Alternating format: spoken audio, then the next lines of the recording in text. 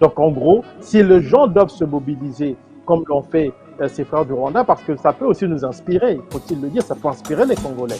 Il ne s'agit pas seulement de critiquer, mais aussi de voir ce que les gens sont capables de faire, même si on n'est pas d'accord avec eux. Donc si les Congolais veulent se mobiliser, donner l'exemple, montrer qu'ils sont capables de se mobiliser pour défendre leur cause, ils peuvent le faire autour des personnes comme le docteur Denis Mukwege, qui lui au moins on sait une chose, c'est que si on mobilise des fonds, il ne va pas les détourner, parce que si on le fait pour soutenir le régime de Kinshasa, on risque d'avoir des problèmes parce que déjà avec les moyens que nous avons, nous n'arrivons pas à soutenir notre armée ou à soutenir les forces de sécurité qui travaillent pour la préservation de l'intégrité territoriale et des intérêts du pays.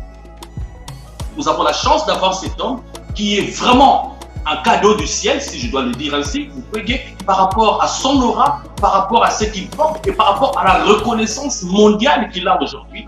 Et nous devons en profiter. Ce serait vraiment un gâchis de ne pas pouvoir tirer profit. Lorsqu'on remet des prix au docteur Mukwege, c'est d'abord pour son implication humanitaire.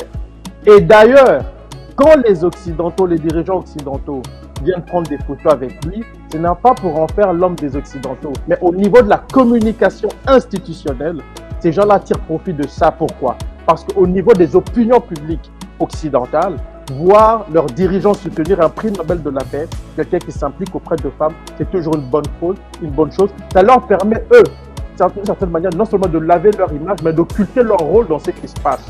Donc, ce n'est pas le docteur Mukwege qui va vers ces gens-là, ce sont eux qui vont vers lui. C'est ça, il est essentiel de comprendre ces choses-là parce que souvent on a tendance à dire tout et n'importe quoi.